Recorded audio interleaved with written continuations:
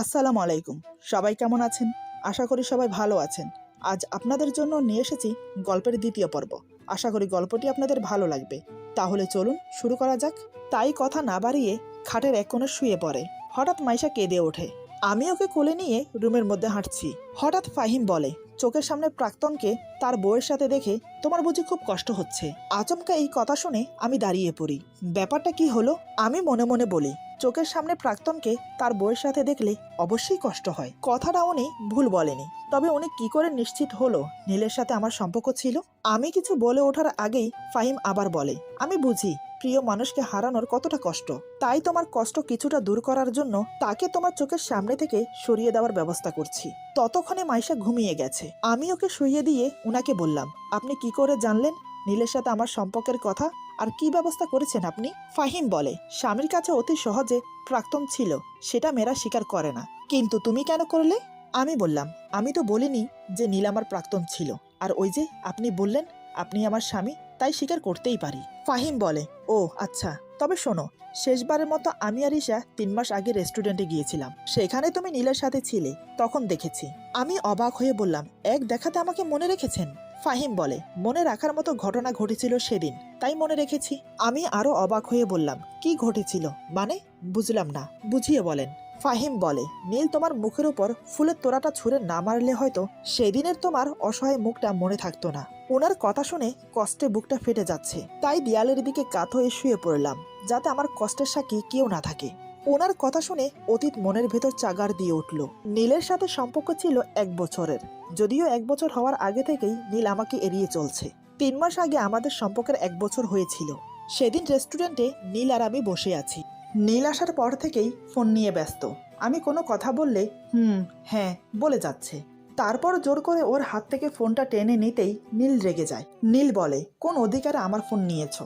জানো না কারো পার্সোনাল জিনিসে হাত দিতে নেই? আমি বললাম, ফোনে কি এমন কাজ করছো যে আমি দেখতে পারবো না? নীল বলে, সব কথা তোমার জানার দরকার নেই। আর হ্যাঁ, তোমার সাথে সম্পর্ক সামনের দিকে এগোনো যাবে না। আমি তো ওর কথা শুনে অবাক হয়ে গেলাম। ভেবেছিলাম ও মজা করছে। তারপর আমি সিরিয়াসলি বললাম, কেন, তুমি কি আমাকে ভালোবাসো না? নীল তার উত্তর না দিয়ে বলে, আমি বিদেশে চলে যাচ্ছি। এমন সময় নীলের ফোনে কল আসায় সে রেস্টুরেন্ট থেকে বের হয়ে যাবে। তখনই ওর হাত ধরে ফুলের তোড়া দিয়েছিলাম, কিন্তু ও কি করলো, অনেক লোকের সামনে আমাকে অপমান করে চলে গেল। আজকে কথাগুলো মনে পড়তেই আবার কষ্ট হচ্ছে। কিছুক্ষণ কেঁদে নিজের কষ্ট হালকা করলাম। একসময় ঘুমিয়ে পড়লাম। সকালে ঘুম থেকে উঠে ফ্রেশ হয়ে শাশুড়ি মায়ের সাথে সকালে নাস্তা বানাতে তাকে সাহায্য করছি। তখনই বাচ্চার কান্নার শব্দ শুনে রুমে আসতে ফাহিম বলে, রুমে আসতে এতক্ষণ সময় লাগে?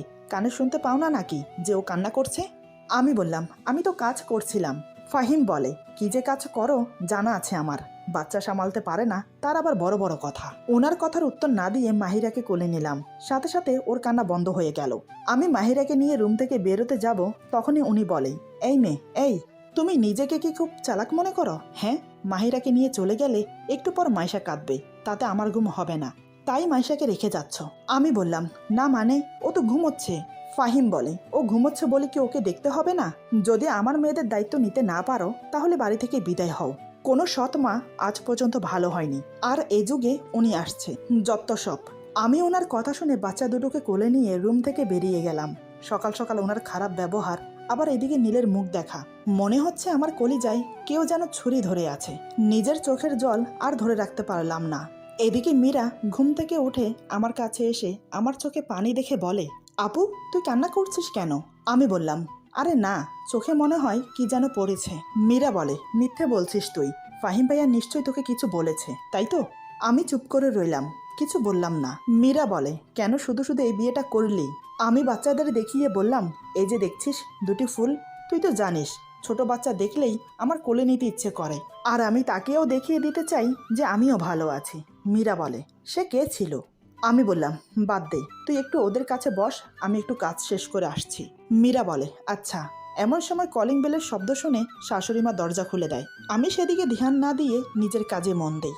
একসময় আমি কাজ শেষ করে ড্রয়িং রুমের দিকে আসতেই দেখি আমার বাবা মা, মীরার বাবা মা এবং নীলের মা বাবাও এসেছে। সবকিছুই ঠিক আছে, কিন্তু আমার মা বাবাকে দেখে তো আমার ভয় করছে, কারণ তারা নীলকে চেনে। তারা নীলকে দেখলে তো মীরা সব জেনে যাবে। এখন কি করব ভেবে পাচ্ছি না। সবার সাথে দেখা হওয়ার আগে আমার নীলের কাছে যাওয়া উচিত। ও যাতে আমার মা বাবার সামনে না যায়। এমন সময় ফাহিমের সাথে নীল ড্রয়িং রুমে প্রবেশ করতেই আমার বাবা বলে, তুমি আমার মেয়েকে ঠকিয়ে মীরাকে বিয়ে করেছো? তোমার লজ্জা হওয়া উচিত। যে মেয়েকে ঠকিয়েছো আবার তার বোনকে বিয়ে করেছো। তোমার বাবা মাকে দেখে তো মনে হয় ভদ্রলোক, কিন্তু ছেলেকে ঠিকমতো শিক্ষা দিতে পারেনি। বাবার কথা শুনে মীরার মা অবাক হয়ে বলে, এসব কি বলছেন? এই ছেলের সাথে ইবার সম্পর্ক ছিল? বাবা বলে, হ্যাঁ, ইবা আমাদের কাছ থেকে কখনো কোনো কিছু লুকিয়ে রাখেনি। ওদের সম্পর্কের কথা জানানোর পর আমি ছেলেটার ব্যাপারে খোঁজ খবর নেই, সব ভালো শুনি। তারপর বিয়ের ব্যাপারে কথা বলার জন্য পরিবারের কাছে যাব, তখনই ইভা জানায় ও নীলকে বিয়ে করবে না। তখন বুঝতে না পারলেও এখন বিয়ে না করার কারণ বুঝলাম। তোমার মতো ছেলেকে বিয়ে না করে ভালোই করেছে আমার মেয়ে। নীলের বাবা মা আমার বাবার কথা শুনে মাথা নিচু করে দাঁড়িয়ে আছে। কি বলবে, তারা কোনো ভাষা খুঁজে পাচ্ছে না। মীরার বাবা বলে, ছি ছি ছি, তোমাকে আমার মেয়ের জামাই ভাবতেও লজ্জা করছে। ফাহিম বলে, আঙ্কেল, যা হবার হয়ে গেছে, এখন ওদের বিয়ে মেনে নেন, ওরা সুখী হবে। মীরার বাবা বলে, অসম্ভব। যে ছেলে ইবার ভালোবাসার মূল্য দেয়নি, ও কি করে সংসারের মূল্য দেবে? ফাহিম বলে, দেখুন আঙ্কেল, নীলের অতীত ইভা আর বর্তমান মীরা। অতীতের কথা ভেবে বর্তমান নষ্ট করা ঠিক না। আর হ্যাঁ, এখন এবার বিয়ে হয়ে গেছে, ও কিন্তু নীলের জন্য বসে থাকেনি। তাহলে নীল বিয়ে করলে ক্ষতি কি? মীরা সবকিছু মেনে নিয়ে সংসার করলে আপনাদের সমস্যা থাকার কথা না। আমি এতক্ষণ দাঁড়িয়ে মীরাকে লক্ষ্য করছিলাম। নীলের সাথে আমার সম্পর্কের কথা মীরা জানার পরেও কিছু বলছে না কেন? খুব স্বাভাবিক হয়ে আছে কেন? আমি মীরার পাশে গিয়ে দাঁড়িয়ে বললাম, আমার সাথে একটু এদিকে আয় তো। মীরা বলে, কেন?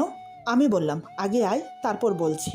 তারপর মীরাকে নিয়ে আমার রুমে এসে জিজ্ঞেস করলাম, নীলের সাথে কি তুই সংসার করতে চাস? মীরা বলে, হ্যাঁ চাই, ওকে আমি ভালোবাসি। আমি বললাম, আমার সাথে নীলের সম্পর্ক ছিল, সেটা তোকে বলে তোদের মধ্যে কোনো ঝামেলা করতে চাইনি। আমি জানতাম না আজ বাবা মা আসবে, নয়তো কেউ জানতো না আমাদের সম্পর্কের কথা। কিন্তু তুই বিশ্বাস কর, নীল তোকে সত্যিই ভালোবাসে। হঠাৎ মীরা আমাকে চমকে দিয়ে বলে, আমি তো আগে থেকেই জানতাম তোদের সম্পর্কের কথা। ওর কথা শুনে আমি যেন আসমান থেকে পড়লাম। কি বলছে ও? আমি অবাক হয়ে বললাম, কি, তুই আগে থেকে জানিস? মীরা বলে, না মানে ওই আর কি। আমি বললাম, মীরা, তুই সত্যি কথা বলতো, তুই আমাদের সম্পর্কের কথা জানিস? আমার কথা শুনে মীরা চেঁচিয়ে বলে, হ্যাঁ হ্যাঁ জানতাম, তোর সাথে নীলের সম্পর্ক ছিল। নীলকে একদিন কলেজে দেখেছি, তারপর থেকে ওকে ভালো লাগতে শুরু করে। তখন থেকে মনে মনে ঠিক করি, যেভাবে হোক নীলকে আমার করে ছাড়বো। কিন্তু ও কিছুতেই আমার সাথে সম্পর্কে রাজি হচ্ছে না। তাই আমি সুইসাইড করতে যাই, তখন নীল বাধ্য হয়ে রাজি হয়। কিন্তু সম্পর্কের কিছুদিনের মধ্যে বাবা আমার বিয়ে ঠিক করে। ওর পুরো কথা শোনার আগেই আমি ওর গালে ঠাস করে থাপ্পড় দিলাম। সাথে এটাও বললাম, তুই কোনোদিন আমার সামনে আসবি না। এবার বুঝতে পারলাম নীলের ভুল থাকলেও পুরো দোষ মীরা করেছে। শুধু শুধু নীলকে সবাই খারাপ ভাবছে, এটা হতে দেওয়া যাবে না। তাই মীরাকে নিয়ে ড্রয়িং রুমের সবার সামনে গিয়ে বললাম, নীলের কোনো দোষ নেই, একটা ভুল বোঝাবুঝির জন্য এসব হয়েছে। তোমরা কেউ নীলের সাথে খারাপ ব্যবহার করো না। মা বলে, কি এমন ভুল বোঝাবুঝি হয়েছিল যে তোর সাথে সম্পর্ক ভেঙে দিয়েছে? আমি বললাম, মা থাক না এসব, নীলের সাথে সম্পর্ক ওটা পুরনো কথা। এখন আমার সংসার হয়েছে, দুটি বাচ্চা আছে, সব মিলিয়ে আমি খুব সুখে আছি। নীলের মা বাবার উদ্দেশ্যে বললাম, আঙ্কেল আন্টি, আপনারা ওদের বিয়ে মেনে নেন, মীরা আপনাদের বাড়ির খুব ভালো বউ হবে। নীলের বাবা বলে, আমি আমার ছেলের হয়ে সবার কাছে ক্ষমা চাচ্ছি, ও যে দোষ করেছে। আমি বললাম, ব্যাস, আর কিছু বলতে হবে না, কারোর কোনো দোষ নেই, সব ভাগ্যের দোষ। মীরার বাবা বলে, আচ্ছা মা, তোর কথা মেনে নিয়ে ওদের বিয়ে মেনে নিলাম। তারপর সবাই চা নাস্তা করে চলে যাচ্ছে, ঠিক তখনই নীল আমাকে ডেকেছিল। কিন্তু আমি কথা না বলে নিজের রুমে এসে খুব কাঁদলাম। কেন মীরা আমার ভালোবাসার মানুষকে কেড়ে নিল? ওর কি ক্ষতি করেছিলাম আমি? ও আমার সাথে এমন করলো কেন? মীরার কথাগুলো এখনো আমার কানে বাজছে। খুব কষ্ট হচ্ছে, নিজের আপন মানুষ এভাবে ঠকালো। এমন সময় আমার কাঁধে কারোর হাত রাখার অনুভূতি পেয়ে পেছনে তাকিয়ে দেখলাম, দেখি উনি বাচ্চাদের কোলে নিয়ে দাঁড়িয়ে আছে। ফাহিম বলে, যা হবার হয়ে গেছে, এখন থেকে তুমি নতুন জীবন শুরু করবে, দুটি মেয়ের মা তুমি, সেটা ভুলে যেও না। এই বলে মাহিরা মাইশাকে আমার কোলে দিয়ে চলে গেল। আমি মেয়েদের কপালে চুমো দিয়ে আমার বুকের সাথে জাপটে ধরলাম। সত্যি বলতে বাচ্চাগুলো বুকে আসতেই সব দুঃখ কষ্ট যেন এক নিমেষেই উধাও হয়ে গেল। সারাদিন বাচ্চাদের নিয়ে আর শাশুড়ি মায়ের সাথে আড্ডা দিয়ে কাটলো। রাতের দিকে উনি অফিস থেকে ফিরলে সবাই একসাথে বসে ডিনার করে নিলাম। মা খাওয়া দাওয়া করে নিজের রুমে চলে গেল। আমি বাচ্চাদের ঘুম পাড়াতে ব্যস্ত হয়ে পড়লাম। ফাহিম বারান্দায় দাঁড়িয়ে আছে। একসময় বাচ্চাদের ঘুম পাড়িয়ে আমিও বারান্দায় গেলাম। বারান্দায় গিয়ে দেখি উনি সিগারেট খাচ্ছে। এই দুদিনে ওনাকে দেখে এটা বুঝলাম উনি খুব সিগারেট খায়। আমি বললাম, একটার পর একটা সিগারেট খেয়ে কি নিজেকে মহাপুরুষ মনে করেন? ঘরে দুটি বাচ্চা আছে, সেদিকে কোনো খেয়াল নেই। ফাহিম বারান্দায় দাঁড়িয়ে সিগারেট টেনে যাচ্ছে। হঠাৎ আমার কথা শুনে পেছনে ঘুরে তাকাতেই ওর হাত থেকে সিগারেট নিয়ে ফেলে দিলাম। এটা দেখে ফাহিম খুব রেগে যায়। ফাহিম বলে, তুমি এটা কি করলে? এখন এত রাতে সিগারেট কোথায় পাবো? আর মাত্র একটা সিগারেট আছে। আমি বললাম, যা করেছি বেশ করেছি, এখন রুমে গিয়ে ঘুমান। ফাহিম বলে, মুডটাই খারাপ করে দিল। আমি বললাম, আপনার মুড ভালো থাকে নাকি? সবসময় তো দেখি গোমরা মুখ নিয়ে ঘুরে বেড়ান। ফাহিম বলে, যতক্ষণ সিগারেটের ধোঁয়া উড়িয়ে ঈশাকে ভুলে থাকি ততক্ষণ আমার ভালো লাগে। আমি বললাম, আচ্ছা সত্যি কি ভুলে থাকা যায়? সারাদিন ভুলে থাকলেও দিন শেষে কিন্তু তাকে মনে পড়বেই, কিন্তু কেন এমন হয়? ফাহিম বলে, সব নিয়তির খেলা। আমি বললাম, বড় নিষ্ঠুর এই নিয়তি, আপন জনকেও চিনিয়ে দেয়। ফাহিম বলে, শোনো। আমি বললাম, বলেন। ফাহিম বলে, চিঠিটা পড়ো। আমি বললাম, মুখে বললেই তো পারেন, আবার চিঠি লেখার কি দরকার ছিল? ফাহিম বলে, বেশি কথা বলো না, এই বলে আমার হাতে চিঠিটা ধরিয়ে দেয়। আমি একটু অবাকই হলাম। তারপর বারান্দার লাইট অন করে চেয়ারে বসে চিঠিটা পড়া শুরু করলাম। ইভা, আমি জানি না কি করে বললে তুমি আমাকে ক্ষমা করবে, তবুও প্রথমে বলছি, আমাকে ক্ষমা করে দাও। আমি চেয়েছিলাম তোমাকে মীরার ব্যাপারে বলতে, কিন্তু অনেক দেরি হয়ে যায়। তোমাকে ভালোবাসি না, ভালো লাগা ছিল, সেটা মীরা আমাকে বারবার বুঝিয়েছে। তবে আমি তোমাকে ভালোবাসি, সেটা মীরাকে বিয়ে করার পর বুঝেছি, এবং মীরা তোমার খালাতো বোন সেটা বিয়ের পর জেনেছি। মীরা তোমার মতো করে আমাকে বুঝতে পারে না, তোমার মতো ও কোনোদিন ভালোবাসতে পারবে না। তুমি বিশ্বাস করো, আমি মীরাকে ইচ্ছে করে বিয়ে করিনি। সারা দিন রাত আমাকে কল করে আমাকে পাগল করে দিয়েছে। তোমাকে দেখে আমার খুব কষ্ট হয়, অনেক বেশি। 2 দিন তোমার বাসায় ছিলাম, আমার যে কতটা কষ্ট হয়েছে তা তোমাকে বলে বোঝাতে পারবো না। তোমাকে আর কিছু বলার ভাষা নেই আমার, শুধু বলবো তুমি আমার মতো বেমানের জন্য কষ্ট পেও না, নিজের সংসার নিয়ে ভালো থাকো। ইতি। চিঠিটা পড়তে পড়তে আমার চোখ থেকে টপ টপ করে পানি পড়ছে, চিৎকার করে কাঁদতে ইচ্ছে করছে। কেন আমার সাথে এমন হলো? কখনো কারোর ক্ষতি করিনি আমি, তাহলে আমার মনকে ক্ষত বিক্ষত করলো কেন? এমন সময় ফাহিম আরেকটা সিগারেট খাচ্ছে, হঠাৎ সেটা ছিনিয়ে নিয়ে মুখে দিলাম। সিগারেটে একটা টান দিতে না দিতেই কাশতে কাশতে আমার দম বন্ধ হয়ে আসলো। এটা দেখে ফাহিম আমার হাত থেকে সিগারেট কেড়ে নিয়ে বলে, ইভা, তুমি কি পাগল হলে? জানো না সিগারেট কতটা ক্ষতিকর? আমি কান্না করতে করতে বললাম, আপনিও তো খান, আপনার কিছু হয় না? ফাহিম বলে, আমি আর তুমি এক না। আমি বললাম, কিন্তু কষ্টগুলো তো কিছুটা এক। ফাহিম কি বুঝে আমার হাত ধরে রুমে এনে বাচ্চাদের দেখিয়ে বলে, আমাদের সব কষ্ট ভুলিয়ে দেবে, এই যে দেখছো এই 2টি ফুল। বাচ্চা দুটোর মুখের দিকে তাকাতেই আমি শান্ত হয়ে গেলাম। আমি বললাম, আরে আমি তো ভুলেই গিয়েছিলাম, আমি যে মা, সন্তানদের জন্য মায়েদের সব কষ্ট ভুলে থাকতে হয়। আমি আর কারোর জন্য কষ্ট পাবো না। চোখের পানি মুছে রান্নাঘরে চলে গেলাম। তারপর দুধ হালকা গরম করে ফিটারে ভরে রুমে আসতেই ফাহিম আমাকে দেখে হাসছে। এই 2 দিন এই বাড়িতে এসেছি, আজ এই প্রথম ওনার মুখে হাসি দেখলাম। হাসলে কি সুন্দর লাগে ওনাকে। আমি বললাম, আপনি হাসছেন কেন?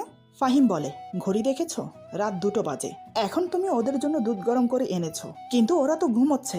আমি বললাম, ওদের খিদে লেগেছে, মায়েরা জানে কখন সন্তানের খিদে পায়, বুঝেছেন?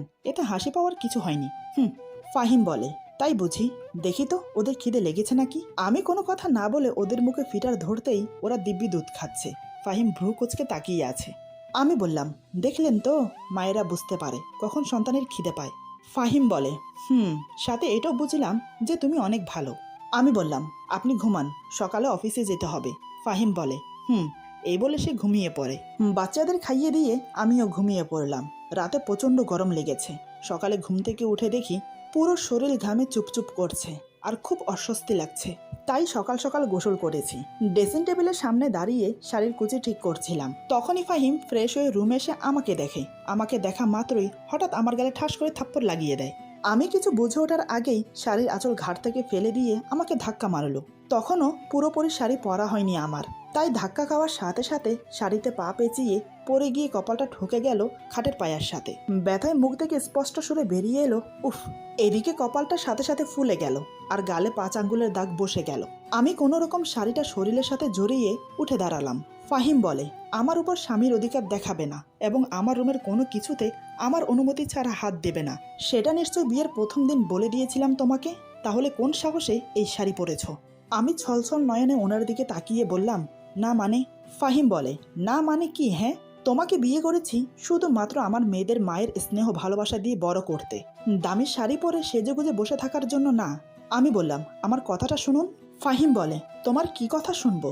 ঈশার সাথে আমার 5 বছরের সম্পর্ক ছিল, সেখানে তুমি এসে ওকে ভুলিয়ে দিতে পারবে না। আর কোনোদিন যেন না দেখি ঈশার শাড়ি বা গহনা পরতে। আমি বললাম, আমি জানতাম না এটা ঈশা আপুর শাড়ি। ফাহিম বলে, জানো না মানে কি? মিথ্যা বলার জায়গা পাও না? আলমারিতে আমার আর ঈশার জামা কাপড় ছাড়া আর কারো জামা কাপড় নেই। তাহলে? আমি বললাম, সত্যি বলছি, বিয়ের সময় যে কয়টা শাড়ি দিয়েছেন সেগুলো ওয়ার্ড্রবের ভেতরে রেখেছি, সেখান থেকে এই শাড়িটা নিয়েছি। আলমারি থেকে কোনো শাড়ি বের করে নিয়ে আমি ভেবেছিলাম এটাও হয়তো আপনি দিয়েছেন। বিয়ের পর বাবার বাড়িতে যাওয়া হয়নি, তাই আমার কোনো জিনিস নিয়ে আসতে পারিনি, নয়তো এই শাড়ি পরতে হতো না। ফাহিম বলে, মায়ের থেকে শাড়ি নিতে পারোনি? আমি বললাম, মা ঘুমাচ্ছিল আর বৃষ্টিতে আমার শাড়ি শুকায়নি। ফাহিম যত সব বলে অফিসে চলে যায়। উনি চলে যাওয়ার পর আমি ডুকরে কেঁদে উঠি। সত্যি বলতে ঈশা আপুর শাড়ি পরে নিজেকে অপরাধী মনে হচ্ছে। আমার জন্য উনি আজকে আবার কষ্ট পেল। হয়তো বিশ্বাস করেনি যে আমি জেনে বুঝে শাড়ি পরিনি।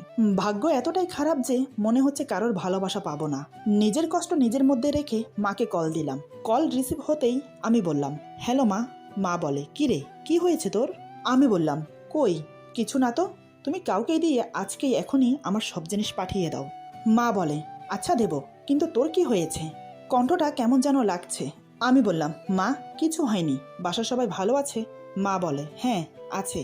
আমি বললাম, এখন রাখছি, পরে কথা হবে। এই বলে ফোন কেটে দিলাম। মায়ের সামনে বেশি কথা বললে নিজের কষ্ট চেপে রাখতে পারতাম না, কিন্তু মা ঠিক বুঝে গেছে আমার কষ্ট হচ্ছে। এদিকে আমার চোখের পানি দেখে মাহিরা কেঁদে ওঠে। ওর কান্না দেখে আমি চোখ মুছে ওকে কোলে নিয়ে বললাম, আমার শোনা মা, কাঁদে না, দেখো তোমার মা হাসছে, তুমি আমার ভালো মেয়ে তো, হাসো। মাহিরার সাথে কথা বলতে বলতে মাইশাও ঘুম থেকে উঠে গেছে। বাচ্চাদের শাশুড়ি মায়ের কাছে দিয়ে দুধ গরম করে ওদের খাইয়ে দিতে দিতে মা আমার সব জিনিস পাঠিয়ে দিয়েছে। ঈশা আপুর শাড়ি চেঞ্জ করে নিজের একটা 3 পিস পরে নিলাম। উনি সকালে না খেয়ে অফিসে চলে গেছেন। হয়তো সারাদিন রাগ করে কিছু খাইনি, আমার ভুলের জন্য উনি শাস্তি পাচ্ছেন, তাই আমিও না খেয়ে আছি। সারাদিন রুমে ভালো লাগছে না, তাই সন্ধ্যায় বাচ্চাদের নিয়ে মায়ের রুমে তার সাথে বসে গল্প করছি। এমন সময় ফাহিম বাড়িতে ফিরে কাউকে দেখতে না পেয়ে ডাকতে শুরু করে, মা, ও মা, কোথায় তুমি?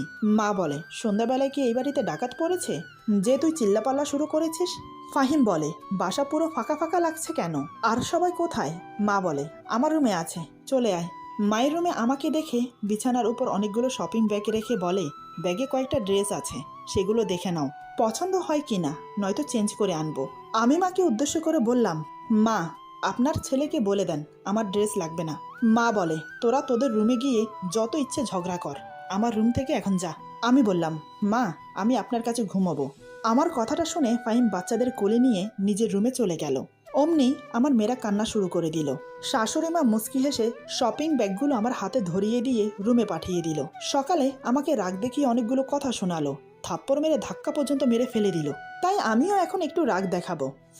এইসব ভেবে রুমে গিয়ে শপিং ব্যাগগুলো বিছানার উপর ছুঁড়ে মেরে ওনাকে বললাম, দামি শাড়ি পরে সেজেগুজে বসে থাকার কোনো ইচ্ছে নেই আমার। আমার অনুমতি ছাড়া আমার জন্য কোনো জিনিস কখনো আনবেন না। আমার রাগ দেখে ফাহিম বলে, আমার সাথে রেগে কথা বলবে না একদম। আমি বললাম, আপনার সাথে কথাই বলবো না, তাহলে হবে তো? ফাহিম বলে, বেশি বোঝো তুমি, তাই না? আমি বললাম, কথা বললেও দোষ, আবার কথা না বললেও দোষ? ফাহিম বলে, হ্যাঁ, কোনো কথা না, খাবার বারো, যাও। আমি কথার উত্তর না দিয়ে রুম থেকে বেরিয়ে গেলাম। টেবিলে খাবার বেড়ে রেখে আবার রুমে চলে আসি। আমি আসতেই ফাহিম বেরিয়ে গেল। একটু পরে দেখি ফাহিম একটা প্লেটে খাবার নিয়ে রুমে চলে আসে। ফাহিম বলে, খেয়ে নাও। আমি বললাম, খাবো না। ফাহিম বলে, আমাকে দিয়ে বেশি কথা বলিও না। আমি বললাম, আপনাকে তো বলিনি আমার সাথে কথা বলতে। ফাহিম বলে, বুঝেছি, কথা বললে কথা শুনবে না। এই বলে উনি এক হাত দিয়ে আমার গাল চেপে ধরে আরেক হাত দিয়ে আমার মুখে খাবার দিয়ে বলে, চুপচাপ খেয়ে নাও, কথা বললে সারা রাত বারান্দায় দাঁড় করিয়ে রাখবো। এই কথা শুনে আমি কথা না বলে খেয়ে নিলাম। খাওয়া শেষ হলে আমি শুয়ে পড়ি। ফাহিম বলে, সকালের খারাপ ব্যবহারের জন্য সরি। আমি বললাম, ঠিক আছে, কিন্তু আপনার দেওয়া কোনো জিনিস আমি নেব না। ফাহিম অবাক হয়ে বলে, কেন কেন?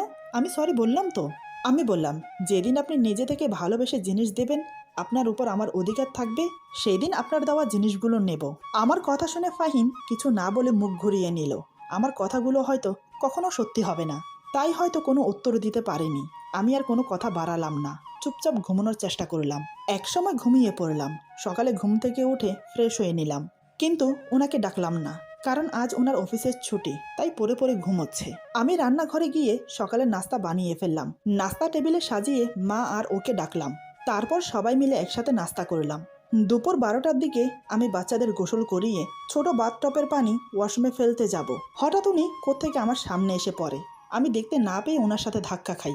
যেহেতু বাথটবের পানি ফুল ছিল তাই আমি সামলাতে পারিনি, আমার হাত ফসকে পড়ে যায়। আমিও টাল সামালতে না পেরে পড়ে যেতে চাইলে উনি হাত ধরে ফেলে, কিন্তু শেষ রক্ষা হলো না। উনিও সেই পানিতে পা পিছলে আমাকে নিয়ে মেঝেতে পড়ে যায়। আসলে বাথটবে সাবান আর তেল মিশ্রিত পানি ছিল, যেটা মেঝেতে পড়ে পিচ্ছিল হয়ে গেছে। উনি আমাকে নিয়ে পড়ার সাথে সাথে আমরা একে অপরকে জড়িয়ে ধরি। ঠিক সেই মুহূর্তে ওনার ঠোঁট ছুঁয়ে যায় আমার ঠোঁটে। তখনই আমি শিহরিত হয়ে উঠি। আমার নিঃশ্বাস বড় বড় শ্বাসে পরিণত হয়েছে। পুরো শরীরে যেন আগুনের লাভা ছুটে বেড়াচ্ছে। উনি উঠতে গিয়ে আবার আমার উপর পড়ে যায়। ঠিক প্রথমবারের মতো ওনার ঠোঁট আবার আমার ঠোঁটে ছুঁয়ে যায়। আমি নিচে, উনি আমার উপরে। কিন্তু এমন কিছু হবে উনিও ভাবতে পারেননি। আমি নিজের মধ্যে না থাকলেও উনি ঠিক স্বাভাবিক ছিল। এবার উনি সাবধানে উঠে দাঁড়ালো, তারপর আমার দিকে হাত বাড়িয়ে দেয়। আমি না চাইতেও বাধ্য হলাম ওনার হাত ধরে উঠতে। লজ্জায় চোখে চোখ মেলাতে পারছিলাম না, কিন্তু ভয়ও করছিল যদি উনি ভুল বুঝে আমাকে বকা দেয় তাই। কিন্তু না, উনি আমার দিকে এক নজর তাকিয়ে চলে গেল ফ্রেশ হতে। আমি ভেবেছিলাম উনি আমাকে বকা দেবে। আসলে এখানে ওনার বা আমার কারোর দোষ ছিল না। যা হয়েছে এটা একটা অ্যাক্সিডেন্ট ছিল, তাই হয়তো উনি আমাকে কিছু বলেননি। উনি ফ্রেশ হয়ে বেরিয়ে রেডি হয়ে নামাজ পড়ার জন্য মসজিদে চলে গেল। আমিও ঘরে পড়ে যাওয়া পানি পরিষ্কার করে গোসল করে ফ্রেশ হয়ে নিলাম। দুপুরে একসাথে সবাই খেতে বসলাম, কিন্তু আমি ওনার চোখে চোখ মিলাতে পারছিলাম না। তখনকার ঘটে যাওয়া ঘটনাটা বারবার মনে পড়ছে। উনি চুপচাপ খেয়ে দিয়ে রুমে চলে গেল। আমি বাচ্চাদের নিয়ে মায়ের কাছে চলে গেলাম। সারাদিন ওখানেই কাটিয়ে দিলাম। সন্ধ্যার দিকে কফি নিয়ে রুমে গিয়ে দেখি উনি খাটে হেলান দিয়ে বসে মোবাইল দেখছে। এই সময় উনি কফি খায়, এটা আমি জানতাম। আমি ওনার সামনে দাঁড়িয়ে কফিটা বাড়িয়ে দিতেই উনি কিছু না বলে নিয়ে নিল। কফিটা দিয়ে চলে আসবো, তখনই উনি বলে, এখানে বসো, কথা আছে। ওনার কথা শুনে বুকের ভেতরটা ধুক করে উঠল। না জানি কি বলার জন্য বসতে বলছে। আমি খাটের এক কোণে গুটিসুটি মেরে বসলাম। উনি আমার মুখের দিকে অপলকহীনভাবে তাকিয়ে আছে, চেহারায় স্বাভাবিক ভাব, কিন্তু উনি এভাবে তাকিয়ে থাকাতে আমার খুব অস্বস্তি হচ্ছে। আচমকাই চেহারায় পরিবর্তন হয়ে গেল। চোখ মুখ লাল করে হঠাৎ আমাকে ধমক দিয়ে যা বলল তার জন্য আমি একটু প্রস্তুত ছিলাম না। ভাবতে পারিনি উনি এমন কিছু বলবে আমাকে।